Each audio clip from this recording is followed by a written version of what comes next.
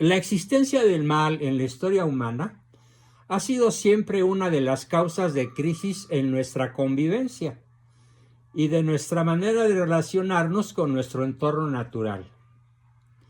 Muchas interpretaciones han surgido en busca de una respuesta más o menos consensuada acerca de cuál es la causa del mal y cuál debe ser nuestro comportamiento ante la realidad del mal, buscando la mejor respuesta de la mejor versión de nosotros mismos. El mal, ¿es algo que Dios permite? El mal, ¿tenemos nosotros responsabilidad moral frente al mal que hoy hemos descrito, tanto ustedes como yo? ¿Es el mal una realidad determinada por el destino o por una fuerza sobrenatural que nosotros no podemos controlar o cambiar? ¿O es una realidad cotidiana que sí podemos dominar y cambiar en la medida en la cual aprendamos a ser virtuosos? Estas y otras preguntas se levantan en nuestra mente cuando se trata de lidiar con este tema. Muy complejo, muy hondo, muy profundo, pero que yo espero que contribuya en gran medida a lograr en nosotros ese lema tan repetido por su servidor de lograr la mejor versión, lograr ser la mejor versión posible de nosotros mismos. El abordaje de este asunto no deja de tener sus grandes complejidades, en tanto nos cruzamos en el camino con varias vertientes interpretativas que buscan un soporte metafísico y teológico para explicar el mal y formular respuestas que no dejarán de ser, en algunos casos, provisionales, aunque buscaremos, desde luego, respuestas definitivas, imperecederas y verdaderamente sólidas e imbatibles. Veamos primero, en lo poco que nos queda de esta sesión, el mal como un problema brutalmente real. Tan real que ha quedado expresado en cada uno de los azotes que casi todos ustedes han propuesto. El mal, pues, como un problema. El encuentro con el mal es una experiencia humana universal, insoslayable, inevitable. Desde muy antiguamente se ha buscado dilucidar el tema. Es más, desde antes de Cristo. Ya el filósofo Epicuro, en los años 341 a 271 antes de Cristo, fue el primer escritor que expresó el problema del mal en forma de un dilema. Epicuro escribió: o Dios quiere quitar el mal del mundo, pero no puede. O puede, pero no quiere quitarlo. O no puede ni quiere. O puede y quiere. Y si quiere y no puede, es impotente. Y si puede y no quiere, no nos ama. Si no quiere ni puede, no es el Dios bueno. Y además es impotente. Y si puede y quiere, y esto es lo único que como Dios le cuadra, ¿de dónde viene entonces el mal real y por qué no lo elimina? Parece esto un trabalenguas. Tan complejo es que lo voy a repetir. Dice Epicuro, que no era cristiano, que era pagano, pero que creía en Dios. Dice: o Dios quiere quitar el mal del mundo, pero no puede. O puede, pero no quiere quitarlo. O no puede ni quiere. O puede y quiere. Y si quiere y no puede, Dios es impotente. Y si puede y no quiere, entonces no nos ama. Y si quiere ni puede, si no quiere ni puede, no es el Dios bueno. Y además es impotente. Si puede y quiere, y esto es lo único que como Dios le cuadra, si puede y quiere, y esto es lo único que como a Dios le cuadra, ¿de dónde viene entonces el mal real, ampliamente descrito aquí, y por qué no lo elimina? Ya los antiguos griegos se lo planteaban de una manera tan aguda y contundente. El planteamiento de Epicuro es genial, la verdad, y resulta ser un alegato supremo contra Dios. Es el descrédito de la idea de Dios. Este juicio contra Dios nos hace recordar el episodio bíblico en el que tanto Job como sus amigos llevan a Dios al tribunal para cuestionar sus acciones y el sentido de su justicia. La teología de Job y su argumento pone en evidencia el escepticismo imperante. El mal es la piedra dura del ateísmo. Es como una roca en la que se estrella y naufraga la teodicea, que es la ciencia de Dios, pero a la luz natural de la razón. La genial síntesis de Epicuro no ha tenido que cambiar ni ha perdido fuerza con el tiempo, y hoy aflora con nuevos matices. Existe un célebre pasaje en la novela formidable que yo he leído cuando menos un par de veces, estremecido, un formidable novelón de Dostoyevsky, el mejor escritor ruso, que se llama Los hermanos Karamazov, en el que Iván, uno de los personajes masculinos, y Alyosha, su novia, discurren sobre el dolor inocente del niño destrozado por los perros del tirano. También encontramos en la clásica obra de Alberto Camus, en su libro de La peste, similares argumentos, y en el que, como en la obra anterior, los bacilos de la peste han sido un vehículo simbólico de gran expresividad. Por cierto, Dostoyevsky sí creía en Dios, y él en Los hermanos Karamazov plantea, en la discusión de Iván y Alyosha, plantea tesis formidables que aquí vamos a ver para resolver el por qué Dios permite que un niño inocente sea destrozado por los perros del tirano. En cambio, Camus en La peste plantea similares argumentos, pero en donde los bacilos de la peste, que ocurre en Orán, una ciudad africana del norte de África, han sido un vehículo simbólico de gran expresividad para manifestar el mal en el mundo. Este es un símbolo que suscita connotaciones de ternura, de dolor y desamparo. El libro de Albert Camus. Durante la Segunda Guerra Mundial, los campos de exterminio nazi levantaron otro símbolo, más prosaico y desgarrador. Pareciera que el hombre se convirtió en un lobo para el hombre. Aclarando nada más que nunca fueron 6 millones, que fueron solo 300,000 las víctimas en Auschwitz y Dachau, los dos campos principales de exterminio nazis. Ustedes me pudieran decir, ay, pero 300,000 son mucho. No, bueno, de acuerdo, aunque hubieran sido 5 o 10,000, son 300,000, pero no 6 millones. No se traguen ese cuento. Ese holocuento, pues. Hoy en día, con mayor expresión, con mayor comprensión del fenómeno religioso y con la racionalidad propia del proceso de secularización, la concepción del mal descongestiona el problema teológico. La fatalidad natural no es reconducible directamente al Creador, sino que tiene una base en la libertad humana. Repito, la concepción del mal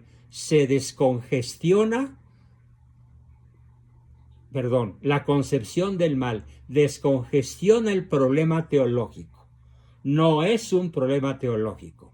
La fatalidad natural del mal no es reconducible directamente a Dios, sino que tiene una base en la libertad humana. Dios ya no es el tapahuecos de lo que no podemos explicar y queda exonerado frente a nuestros reproches. Únicamente nosotros somos culpables del mal que todos los días vemos en las infinitas variaciones que hoy, algunas de ellas, hemos contemplado. Ya sea que reflexionemos en el relato del niño destrozado por los perros del tirano en los hermanos Karamazov, o en el mito del Génesis en su lección sapiencial, utópica en su forma protológica. Sí, porque hay que reconocer que la Biblia usa un lenguaje simbólico. De todas maneras, en todos estos casos, nos indican que los seres humanos causamos el mal, pero que podemos aspirar a remediarlo bajo la condición de nuestra propia libertad. De esa libertad que mal usada, pero que no deja de ser libertad física o libertad para, hacemos el mal.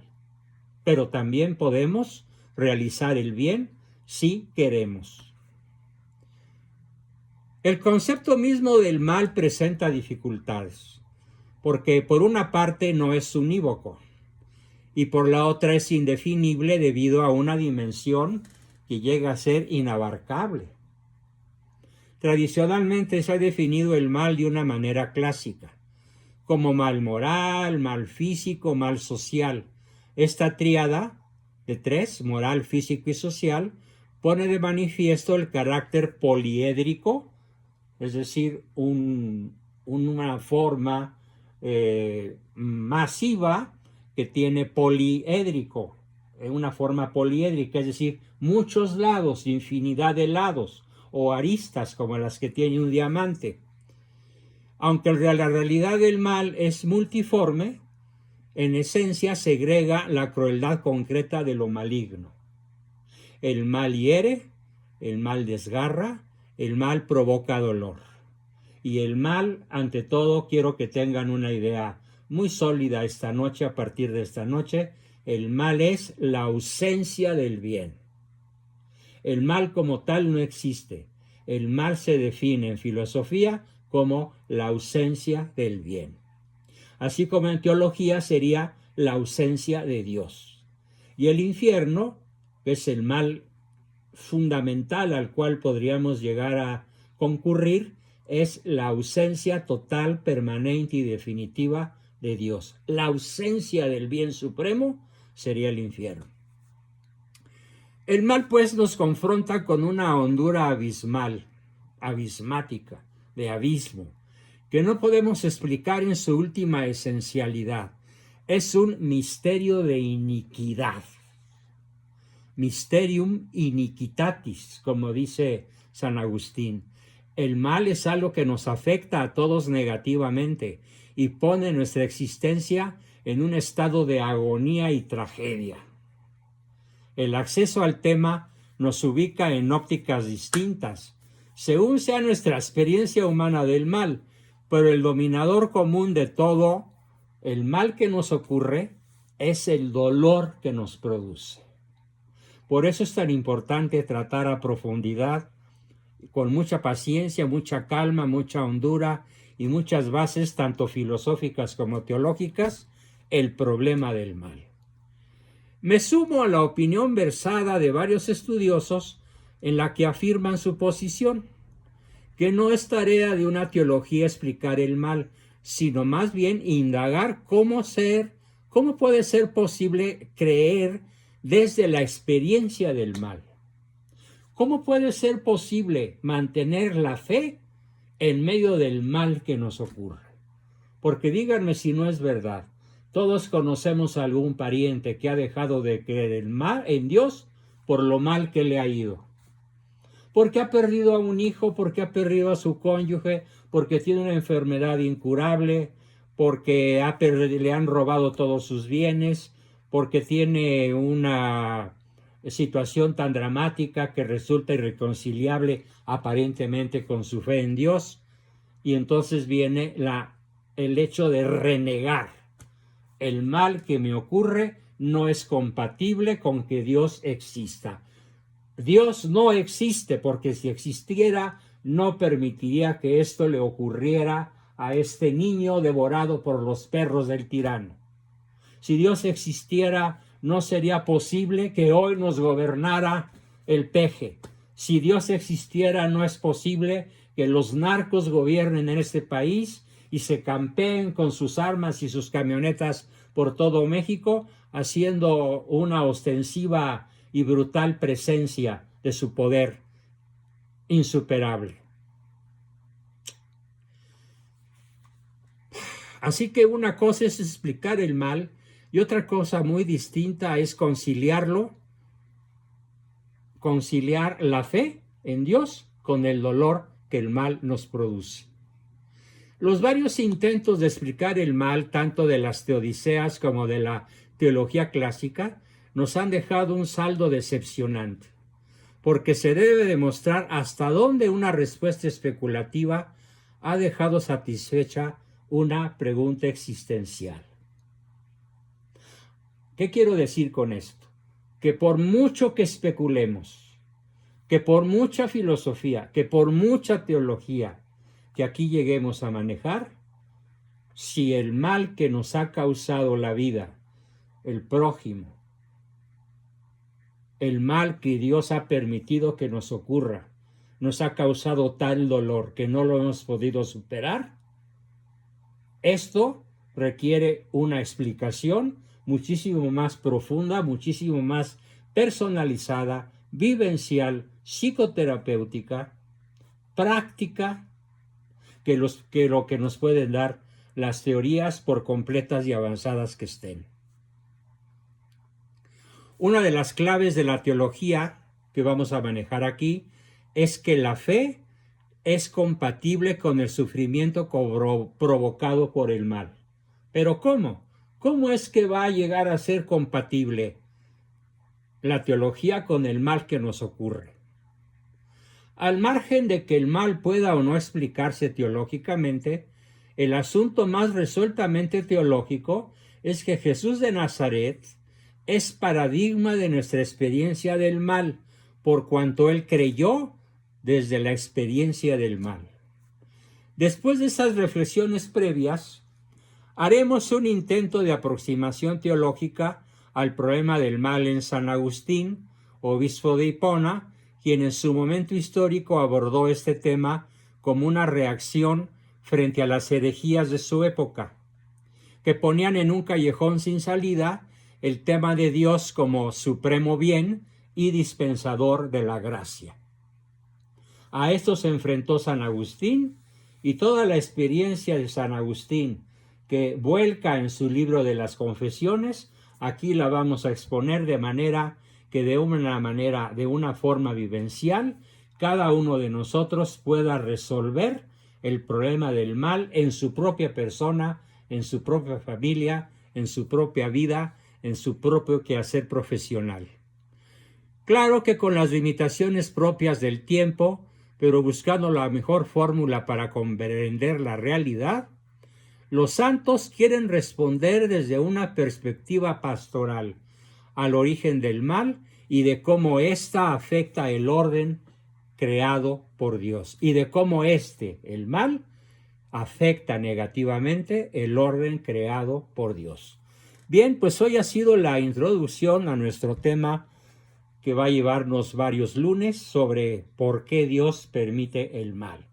Espero que nuestro quórum aumente y que les transmitan a otras personas, a amigos, a conocidos, a familiares, que este tema es crucial para resolver muchos problemas que nos causan neurosis, depresiones profundas, psicosis, adicciones, problemas existenciales que aparentemente no tienen solución, porque responder de modo correcto, de modo profundo y definitivo al problema del mal nos hará encontrarnos a golpe, de pronto, de manos a boca, de cara al bien supremo, se los prometo. Con eso terminamos nuestra sesión de hoy y espero que nos podamos volver a ver el próximo miércoles. Muchas gracias a todos, Dios los bendiga y a luchar contra el mal. Bien, gracias a todos, muy buenas. Gracias, doctor. Buenas noches, doctor. Buenas noches, bendiciones. Gracias, doctor. Gracias a todos. Gracias por el tema. Gracias a todos. Buenas noches. Buenas noches a todos.